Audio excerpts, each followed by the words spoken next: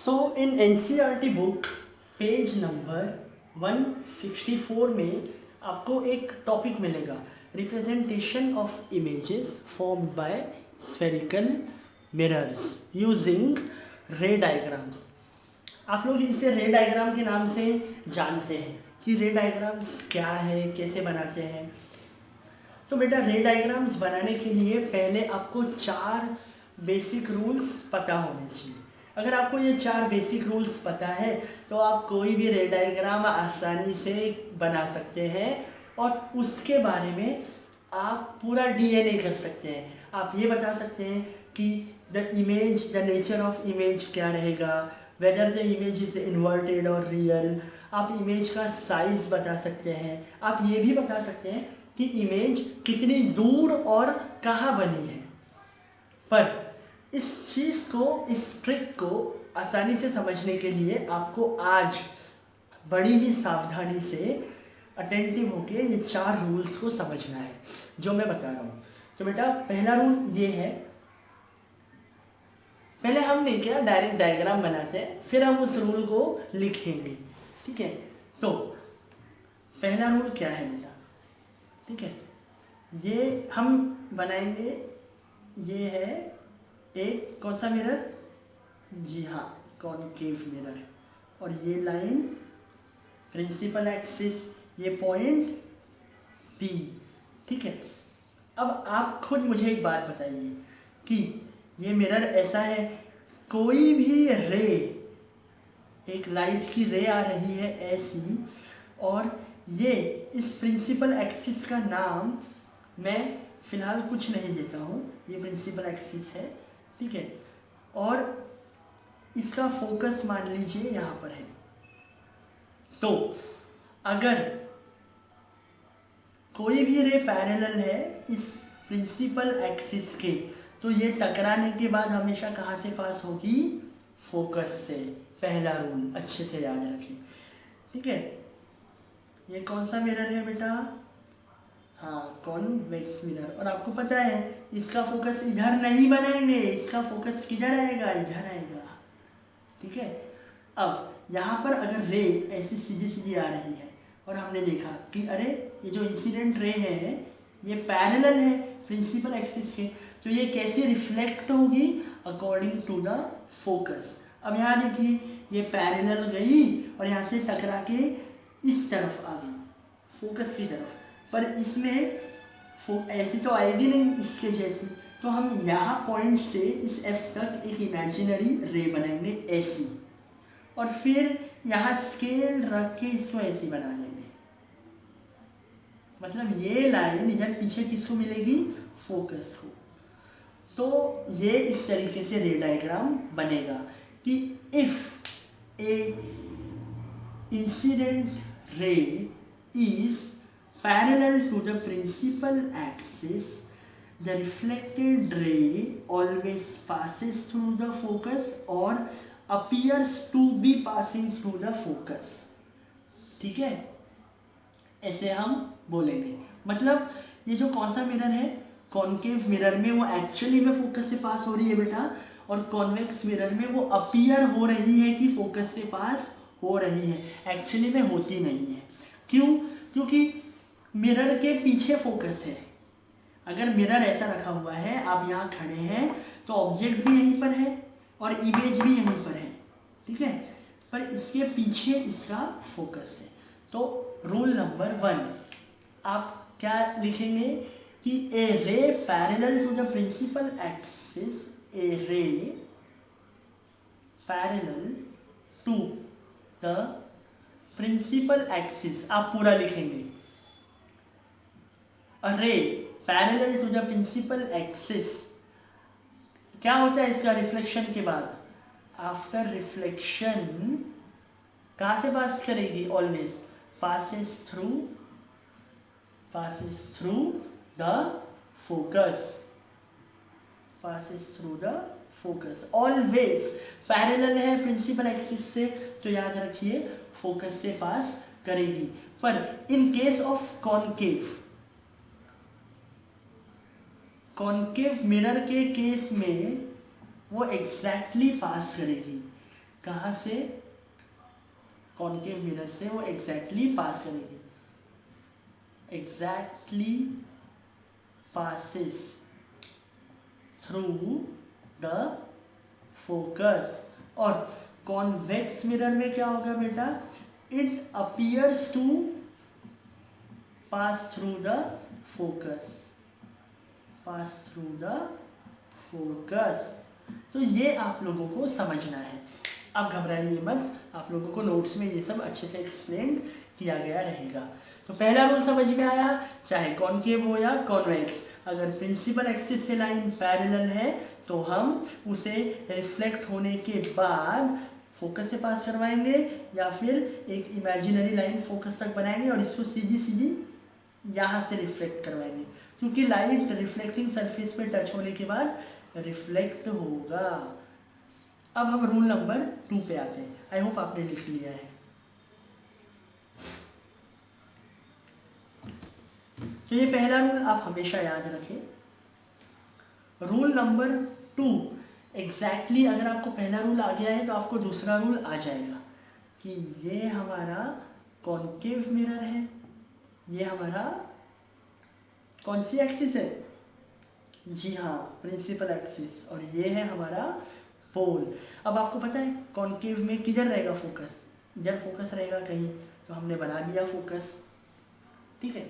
तो अब दूसरा रूल सुनिए, अगर कोई लाइन फोकस से जा रही है, अगर कोई रे ऑफ लाइट फोकस से पास हो रही है तो टकराने के बाद वो लाइन कैसे रिफ्लेक्ट होगी, parallel to the principal axis, ठीक है। पहले वाले रूल का उल्टा है, पहले वाला रूल क्या था, अगर रे पैरेलल है प्रिंसिपल एक्सिस की तो फोकस से पास करवाओ। इसमें क्या है, अगर रे पैरेलल नहीं है फोकस से पास हो रही है तो रिफ्लेक्ट होगी पैरेलल। और यदि मैं ये इसके लिए डायग्राम बनाना चाहूँ इस कंडीशन के लिए, तो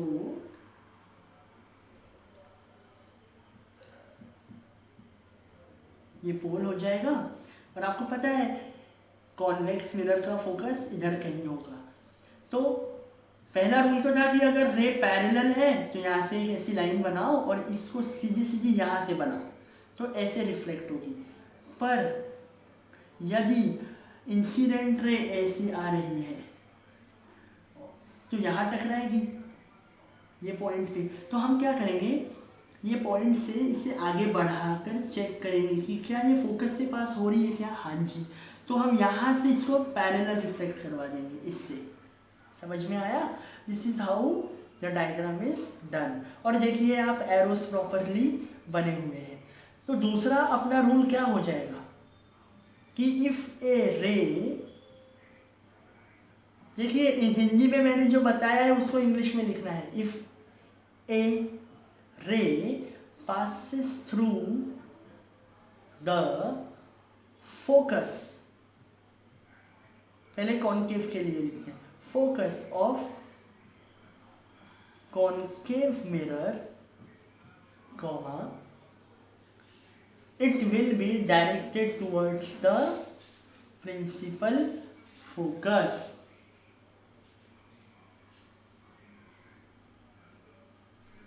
if the ray of light is directed towards the focus, अगर ये रे फोकस से होते हुए जा रही है या फोकस पे जा रही है ऐसी अपीयर हो रही है तो रिफ्लेक्ट होने के बाद में reflected ray will be parallel to the principal axis. ये दूसरा रूल है, ठीक है। The focus of a concave mirror, the ray reflected will be parallel to the principal axis। सही तो बात है, फोकस से अगर लाइट रे इंसिडेंट हो रही है तो पैरेलल होगी प्रिंसिपल एक्सिस से। मैंने आपको पेज नंबर बताया है, वहाँ पे बहुत अच्छे से लिखा हुआ है कि a ray passing through the principal focus of a concave mirror और a ray which is directed towards the focus, it is the directed towards the focus, it is not actually going, ये वाली रे कभी focus तक जा ही नहीं पाएगी, यहीं से रिफ्लेक्ट हो जाएगी, पर अगर ये नहीं होता तो ये फोकस तक चली जाती, इसीलिए ये पैरेलल रिफ्लेक्ट हुई। So the after reflection the reflected रे will emerge parallel to the principal axis. This is rule number 2. Okay, now rule number 3. What is rule number 3? Rule number 3 आपको सबसे अच्छे से याद हो जाएगा। रूल नंबर 3 बहुत आसान है कि ये है हमारा कौन सा मिरर, चलो आपको तो भी याद हो गया होगा, मैं थोड़ा अच्छे से बनाता हूँ, नहीं और अच्छे से, अरे यार जी हाँ, तो ये हमने बना दिया एक कॉन्केव मिरर, ये हमने बना दिया प्रिंसिपल एक्सिस, ये आएगा पोल, ये आएगा फोकस, और फोकस से डबल क्या होगा, centre of curvature. Centre of curvature क्या है याद करिए, ये हमारा मिरर था, ये हमारी प्रिंसिपल एक्सिस थी, इसको मैं पूरा बनाता हूँ ऐसे, तो इस सर्कल का जो सेंटर है वो सी है, समझ में आ रहा है, और इसका पीसी का आधा एफ है, समझ में आ रहा है, ये सब क्या क्या है जी। तो अब यदि कोई रे,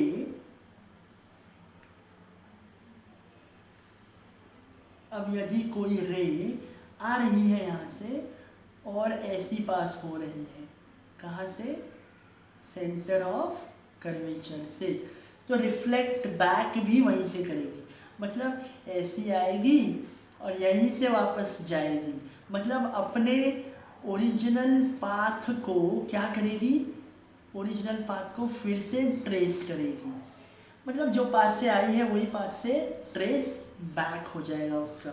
जैसे अगर मैं यहाँ पर कॉन्वेक्स मिरर के लिए ये रूल अगर बनाऊँ, आपको पता है ये हमारा प्रिंसिपल एक्सिस, ये पॉइंट पोल, ये एफ, और इसका डबल क्या हो जाएगा सी।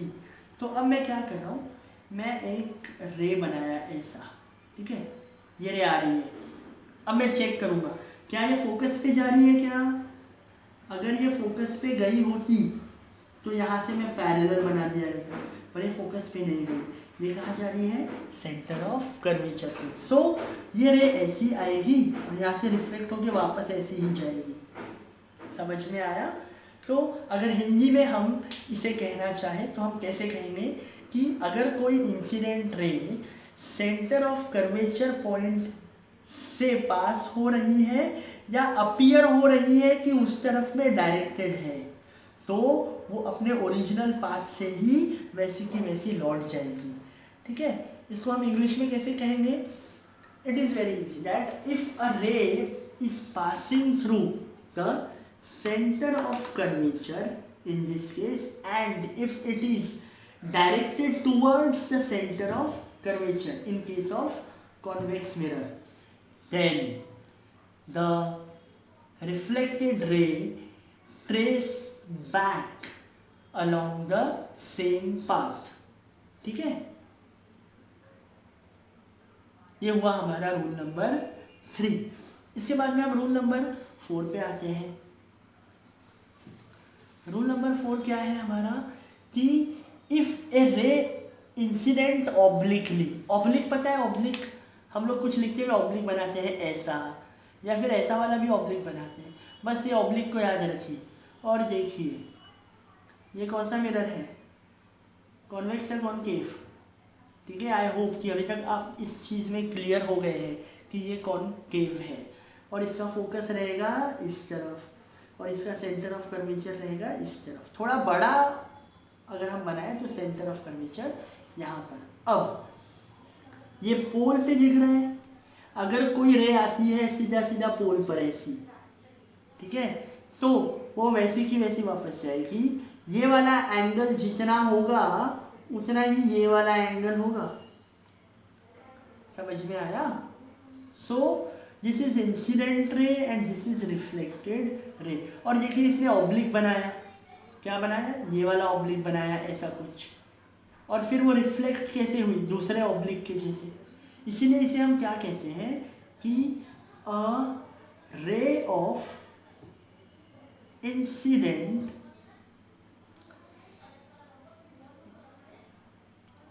ऑब्लिकली, ऑब्लिक है, obliquely to the principal axis, ठीक है, obliquely principal axis at point P, point P पे आ रहा है, ठीक है, then the reflected ray, then the reflected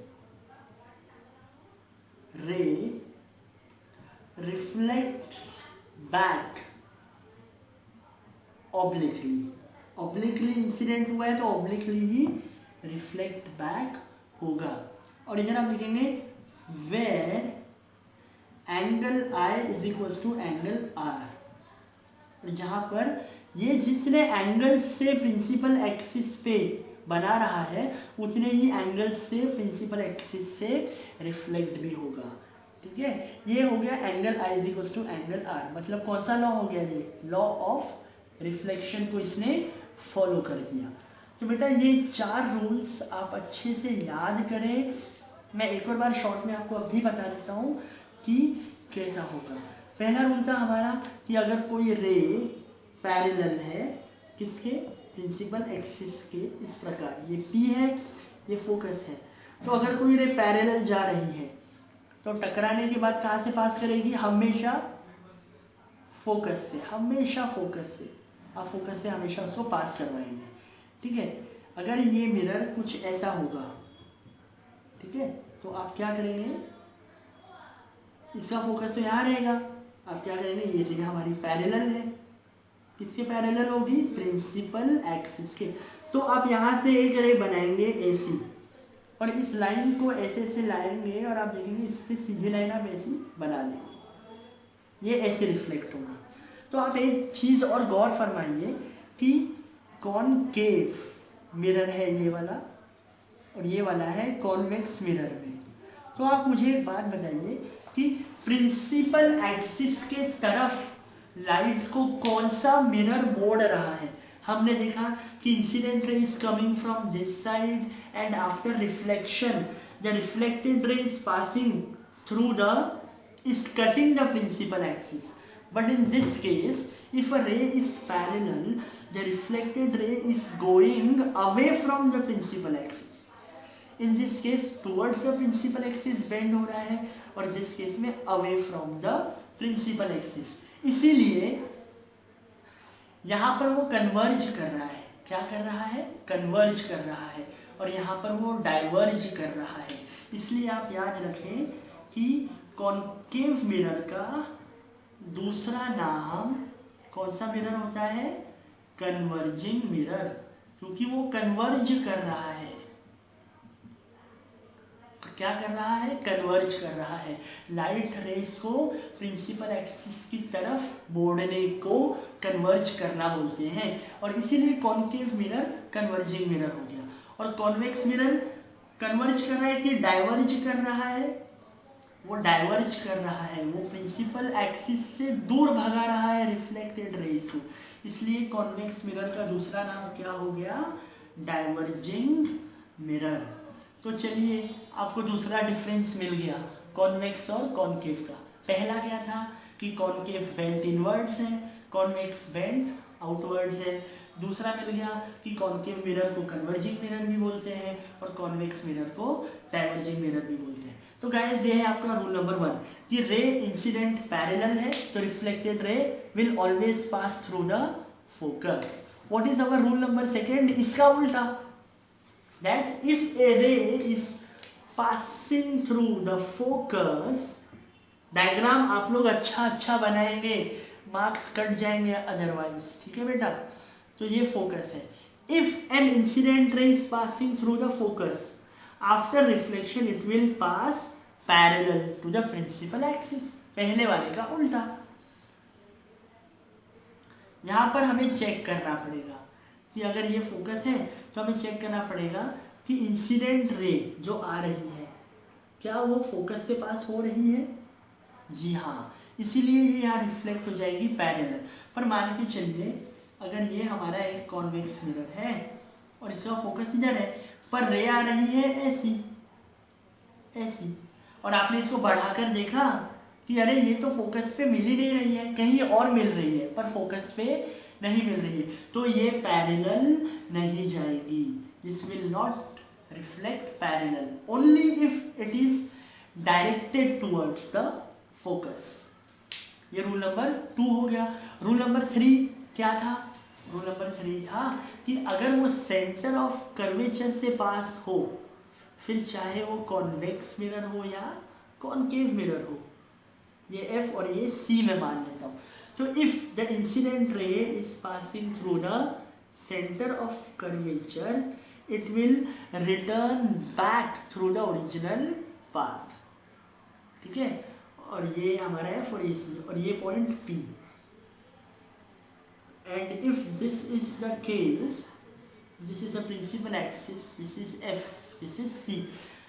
जैसे हमने फोकस के लिए चेक किया था वैसे हम अब सी के लिए चेक करेंगे कि अच्छा फोकस से नहीं मिल रही ये, मतलब ये पैरेलल तो नहीं जाएगी, पर ये किससे मिल रही है? सेंटर ऑफ कर्वेचर से। तो भाई जो रास्ते आई है वही रास्ते वापस जाएगी। इफ ए रे is passing through the center of curvature, or if it is directed towards the center of curvature, in case of convex mirror, the reflected ray will trace back its original path. This is what you need to understand. What is our rule number 4? Final rule. The final rule is about the obliqueness. If an incident ray strikes the reflecting surface obliquely, it will reflect back obliquely, where the incident angle becomes equal to the reflected angle. Concave का तो मैंने आपको diagram बना के बताया, आप एक बार convex का देख लीजिए। ये कॉन्वेक्स है, ये एफ है और ये सी है। तो इफ ए रे इज, दिस इज पोल ना, इफ ए रे is incident obliquely, by making some angle I, it will reflect by making some angle R, where angle I is equals to angle R. So this is what you need to understand. In the next lecture we will draw every case of the image formation, and believe me, after learning that you will be able to solve any kind of numerical. Don't be hesitated. Okay, stay home, take care, and call me if you have any doubt. Thank you.